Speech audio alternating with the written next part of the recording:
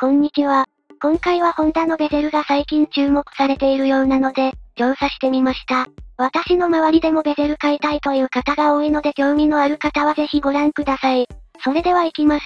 Now loading。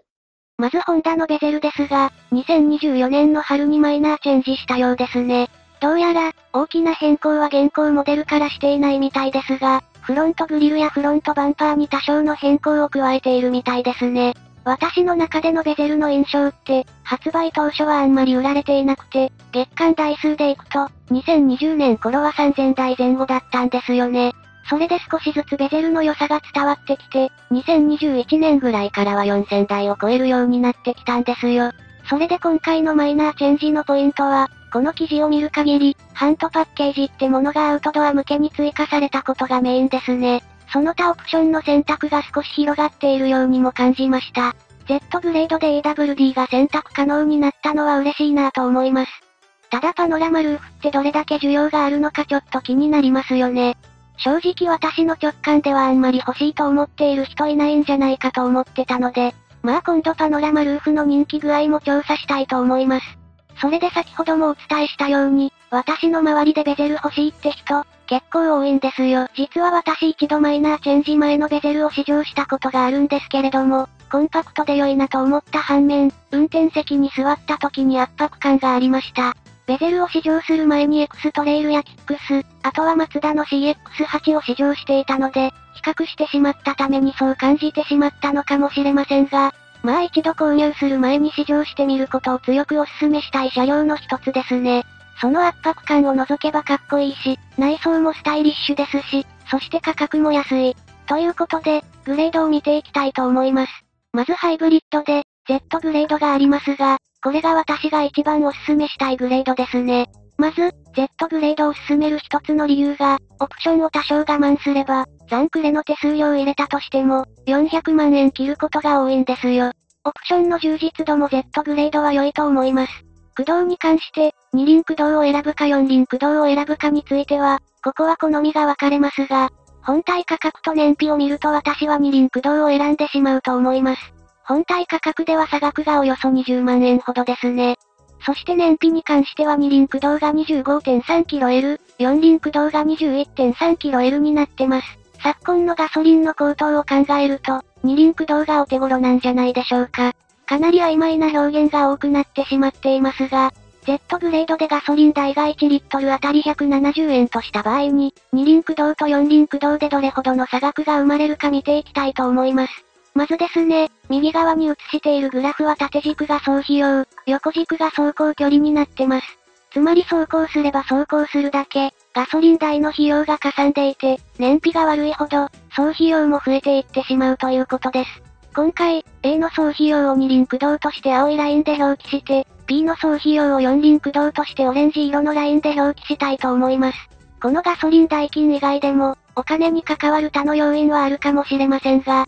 簡易評価として楽しんでもらえればと思います。とりあえず今ですね、青色の線で表記された A の二輪駆動の総費用と走行距離の関係がわかりましたね。10万キロ走行しても400万円超えないっていいですね。本体価格を起点にしてるので、手数料とかオプションをつけたらもう少し高くなるとは思います。まあここまで来ると、もう乗り潰す前提で購入する人向けの情報となるかもしれないので、3年ローンで買い替えする前提で購入する人目線で言うと、走行距離3万キロで、総費用が340万円ですね。3年間でガソリン代だけで20万もかかるって何かムカつきますね。本当に税金を下げてくれない政府には激おこですね。二重課税どうにかしてくれ。では続いて皆さんお目当てかもしれない、四輪駆動の総費用と走行距離の関係を見ていきたいと思います。出ました。オレンジ色のラインが四輪駆動です。二輪駆動よりも四輪駆動のが燃費が悪いので、傾きに差があることが伺えますね。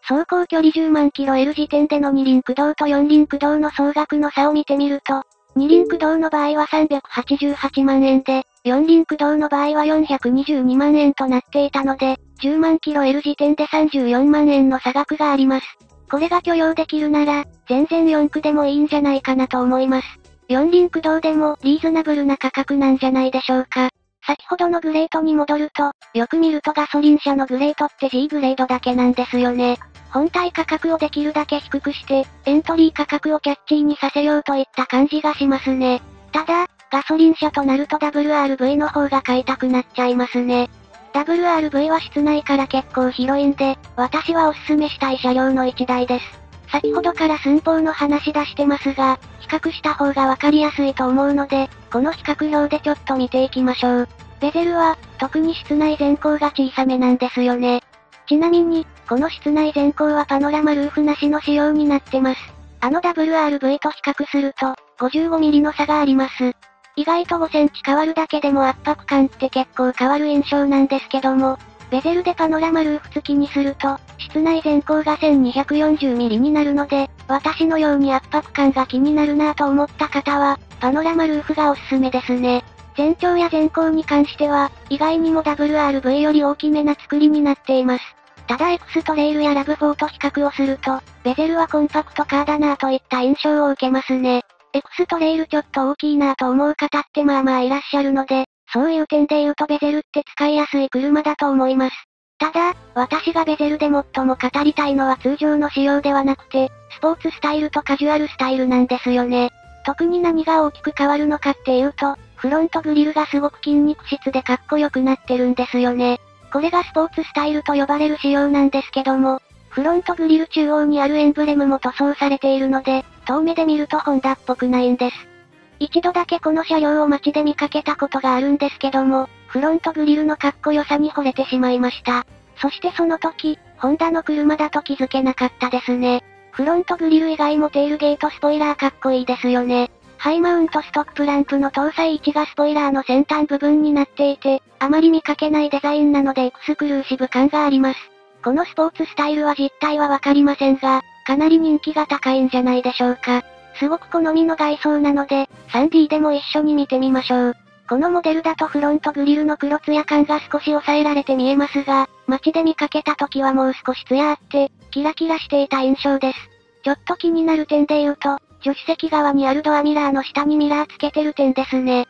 ここはデザインというよりも機能性を重視したということですかね。リアに関して言うとリアコンビネーションランプを点灯させたら、また違った印象を受けるかもしれませんが、ボディカラーは、プレミアムクリスタルレッドメタリックが良いと思いますが、WRV のボディカラーとちょっと被ってしまうのが気になりますね。そしてもう一つ気になっている仕様が、カジュアルスタイルと呼ばれる仕様ですね。ボディカラーはホワイトを基調としていますが、フィニッシャーとして、カッパーのアクセントカラーを効かせた高級感のあるデザインが素敵だと思います。こういったエレガントな車で彼女や奥さんを迎えに行けたら、まるで白馬に乗ってプリンセスを出迎えてるような気分にもなれそうかな。ちょっと言い過ぎたかもしれませんが、私は結構このスタイル好みです。こういったアクセサリーをつけようとすると、やっぱり Z グレードが価格帯にはちょうど良いように感じます。では実際に、スポーツスタイルで見積もりをしてみたいと思います。ボディカラーは先ほど選択したプレミアムクリスタルレッドメタリックにしてみます。